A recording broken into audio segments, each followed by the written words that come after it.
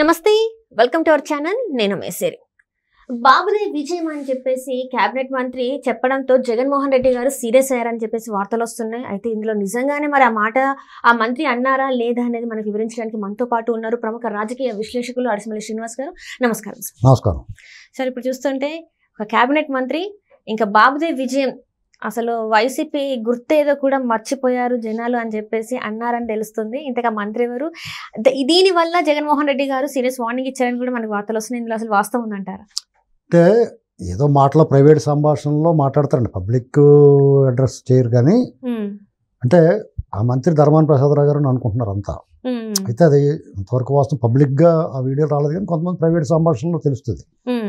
ఆయన ఇప్పుడే కాదండి, గత 2 ఏళ్ల క్రితం ఆయన ఏమన్నాడంటే ఒక సర్వే సంస్థకు సంబంధించిన వాళ్ళతోటి నాట్ రిపేరబుల్ అన్నాడు. ఇప్పుడు కాదు, 2022 మార్చి ఆ ప్రాంతంలో సర్వే సంస్థ శ్రీకాకుళం ఏరియాలో సర్వే చేస్తున్నప్పుడు ఆ పరిచయాలు ఉంటాయి కదా వాళ్ళకి. ఆ మాటల్లో ప్రైవేట్ సంభాషణలో వాళ్ళకి అర్థమైపోద్ది పరిస్థితి. ప్రజలు రెగ్యులర్ టచ్లో ఉంటారు కాబట్టి పబ్లిక్ మూడ్ ఎలా ఉందో తెలుస్తుంది. నెక్స్ట్ వాళ్ళకి కూడా తెలుస్తుంది కదా మనం తప్పులు చేస్తున్నామని.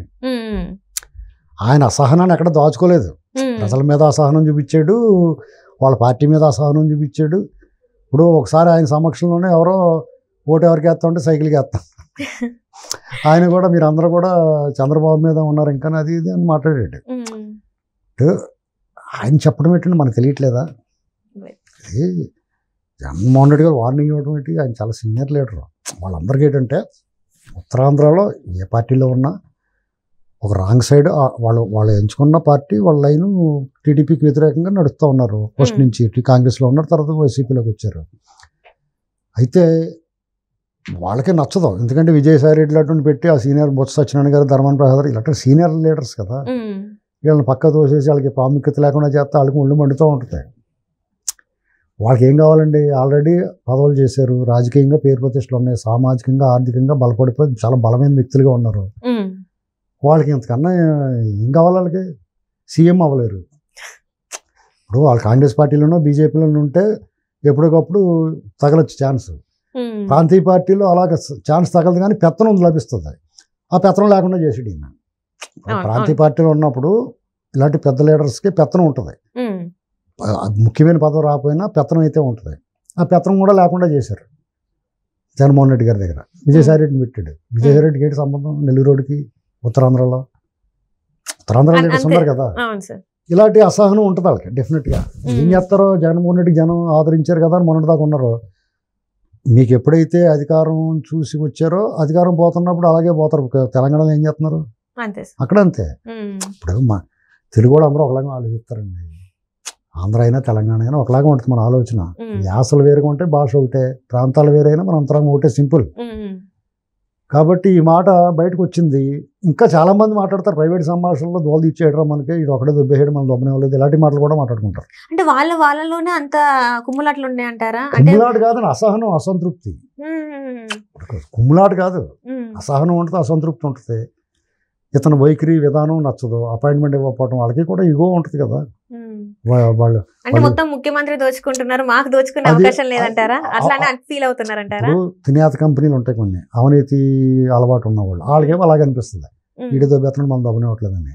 అలాగే పెత్తనం కావాలి, ప్రజలకి ఎంతో కొంత చేయాలనుకున్న వాళ్ళకేమో అసలు మనకి ఏంట్రా పెత్తనం లేకుండా, అసలు మనకి ప్రాముఖ్యత లేకుండా చేస్తున్నాడని వాళ్ళకి బాధ ఉంటుంది.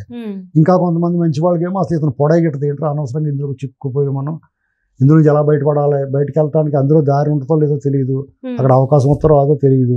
భావజాలం, మానసిక సంఘర్షణ ఉంటుంది వాళ్ళకి, భావ వైరుధ్యం ఉంటుంది. టీడీపీతో కలవలేరు, ఇందులో ఉండలేరు, ఏం చేయాలో అర్థం అవుతుంది. రాజకీయ జీవితానికి ఇతనితో ఉంటే పులి స్టాప్ పడిపోద్ది. ఇలా చాలా సంఘర్షణలో ఉన్నారు వాళ్ళు.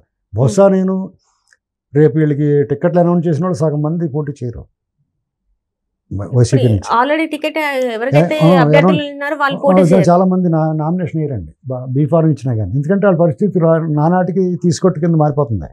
వాళ్ళకి ఇంకా కొంచెం వాళ్ళకి ఏదన్నా ఊపిరి వచ్చిందంటే ఈ బీజేపీ కలవటం వల్ల కొంచెం లోకలో ఈ గందరగోళం ఉన్నది కాబట్టి వాళ్ళకి కొంచెం ఆశ కలిగింది. అంటే చచ్చిపోయిన పాము తోక కదుపుతుంది కదా, అలాగా ఉంది. అది కూడా ఉండదు. ఇప్పుడు రేపొద్దున ఈ ఆఫీసర్లు అందరినీ మార్చేస్తారు. ఏబి వెంకటేశ్వరరావు గారు వచ్చేయడం, లేకపోతే అచ్చం అలాంటి వాడే వచ్చేయడం, కొండవీటి సింహంలాగానే డీజీపీ కింద పోలీసు వాళ్ళు అందరినీ లైన్లో పెడతాడు. వాళ్ళకి వాళ్ళు సహకరించి ఉండాలి. వాళ్ళు ఎవరి మీద దాడికి వెళ్తే ఎరగొడేది, లేకపోతే ఇప్పుడు టీడీపీ వాళ్ళు ఇంకా కొంచెం చూసి ఊరుకున్నా జనసేన వాళ్ళు ఊరుకోరు. థర్డ్ షీట్ ఎక్కినట్టు మీదకి ఎక్కేసి కొట్టేస్తారు. ఇప్పుడు ఏం చేస్తారు వాళ్ళు, చిన్నపిల్లలు కదా, వాళ్ళకి అవగాహన బాగేస్తారు. చెట్టు మీదకి ఎక్కినట్టు ఎక్కేస్తారు, మనిషి మీద ఎక్కి నెత్తి మీద గుద్దేస్తారు. నిజమండి. మీకు రేపు పొద్దున్న ఇలాంటి దృశ్యాలు బోర్డు చూస్తారు మీరు. అవునా? అంటే అట్లా జరిగే పరిస్థితులు ఉన్నాయంటారా? డెఫినెట్ గా అరాచకం చేద్దాం అనుకుంటున్నారు, చేయలేరు అంటున్నాను నేను. ఎందుకంటే పోలీసులు మొత్తం మారుతారు. మార్చకపోతే బీజేపీ ఇంకా వాళ్ళతో నువ్వు తెర వెనక భాగవతం చేస్తున్నామని చెడ్డ పేరు వచ్చేస్తుంది వాళ్ళకి. వాళ్ళ క్యాండిడేట్లు అందరూ ఓడిపోతారు. ఆ పైన కూడా వాళ్ళ పరిస్థితి బాగోలేదు. ఇక్కడ ఉన్న ఎంపీ సీట్లు 6 పోటీ చేస్తున్నారు, కనీసం 4 గెలవాలని ఉంటుంది కదా, వాళ్ళకి సొంత ప్రాతినిధ్యం ఉండాలని. అటువంటిప్పుడు వాళ్ళు కూడా చచ్చినట్టు చేయాలి. జనమే ప్రేమ ఉన్నా తప్పనిసరిగా విడిపోవాల్సి వస్తుందని విషాద గీతం పాడుకున్నా కానీ అతను హాని చేయాలి, అతను వ్యతిరేకంగా పనిచేయాలి. చేస్తారంటారా మరి? ఇప్పుడు ప్రస్తుతానికి అయితే ఇంకా అతనితో కలిసి ఉన్నట్టు సంకేతాలు వస్తున్నాయి, ప్రజల్లో వ్యతిరేకత వస్తుంది.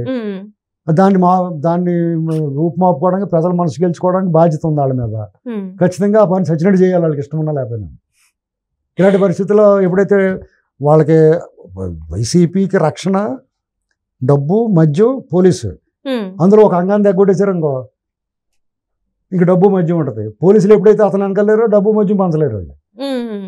అంటే సొంత పార్టీలోనే వీళ్ళే ఇట్లా అనుకుంటున్నారు అంటే ఇది జగన్మోహన్ రెడ్డి వరకు పోయి ఉండదా? ఎందుకు పోదండి, అతనికి తెలిసిపోయింది కాబట్టి అనంతపురంలో ఏం మాట్లాడలేదు.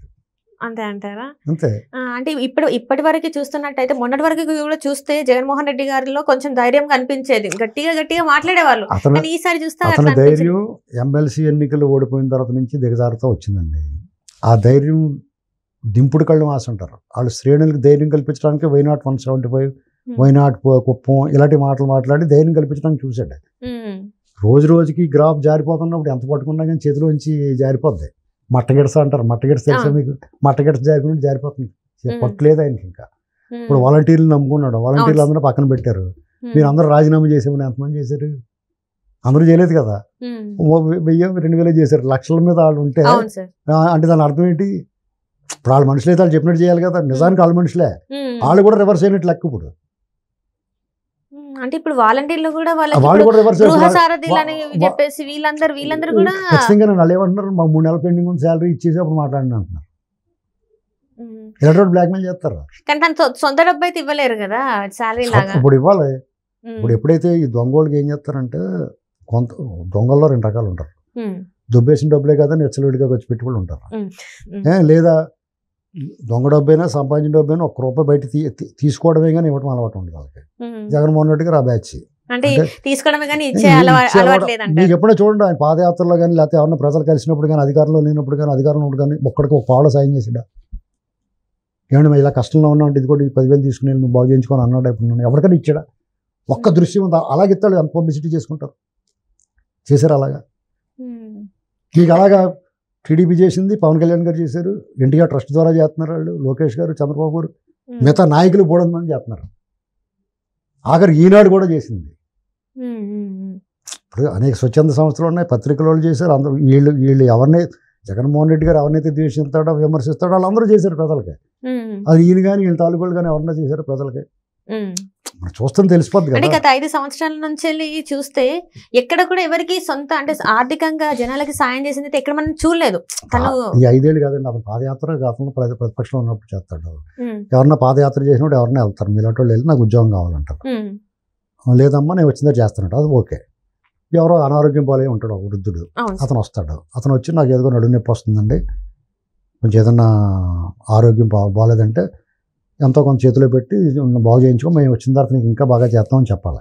అలాగ అనుకుండా ఒక 2 ఏళ్లలో మన అధికారంలో మొత్తం ఈ లోపల తూర్పు తిరిగి దండం పెట్టాను. మన వీడియోలు వచ్చినాయి కదా. పైగా వాళ్ళు ఏదైనా అన్నం పెడితే 4 మెతుకులు 40 నిమిషాలు నమిలిపోయాడు. అప్పుడు చేతి నిండా పుళ్ళు గిళ్ళు ఉన్న వాళ్ళు ముద్దెట్టుకున్నట్టు చూపించారు. మళ్ళీ ఇప్పుడు అదే ఫోటోలు బయటకు పంపిస్తున్నారు. సాష్టాంగ నమస్కారం పెడతారు, ఈ ఎండలోని పడుకొని చూద్దాం కింద. ఇప్పుడు సాష్టాంగ నమస్కారం ఈ ఎండలో చెప్పులు లేకుండా నడవలేం, కానీ మోకాళ్ళ మీద కూర్చుని దండలు పెడతారు. ఎవడన్నా సాష్టాంగ నమస్కారాలు పెడతారా? మీటింగ్ వచ్చి డబ్బులు ఇచ్చి మందు ఇచ్చి ఫలాలు ఇస్తేనే మీటింగ్ రాకుండా పారిపోతున్నారు. ఇతను దేవుళ్ళలాగా సాష్టాంగ నమస్కారం. ఇప్పుడు సిగ్గు ఉండాలి కదా ప్రచారం చేయడానికి, కానీ ఎవరికన్నా ఇప్పుడు నమ్మిలా ఉండాలి కదా.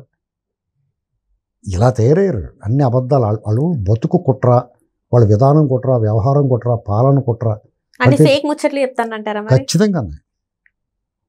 అంటే ఎక్కడ ఏ కోసానా కూడా జగన్మోహన్ రెడ్డిని నమ్మే పరిస్థితి లేదంటారా? వాళ్ళు ఎక్కడ నమ్మరండి. ఎందుకంటే మిమ్మల్ని నమ్మాలంటే ఇప్పుడు నాకు ఇవాళ మీరు నాకేదో మిఠాయి బొట్టలు ఇస్తానన్నారు అనుకో, మీరు నేను చాక్లెట్ అని ఇచ్చి ఉండాలి కదా మీరు. సరే చాక్లెట్ ఇస్తాన్నాడు, ఇచ్చాడు, 50 బొట్టలు ఇస్తానంటున్నాడు, నమ్ముతారు కదా. ఇప్పుడు అప్పుడప్పుడు చాక్లెట్ ఇస్తున్నారు అనుకో, నాకు రేపు మిఠాయి బొట్టలు ఇచ్చేస్తానంటే నమ్ముతాను. సో అట్లాంటిది ఇప్పుడు ఏది లేదంటారు మొత్తం? ఖచ్చితంగా. Right sir, right. Thank you so much.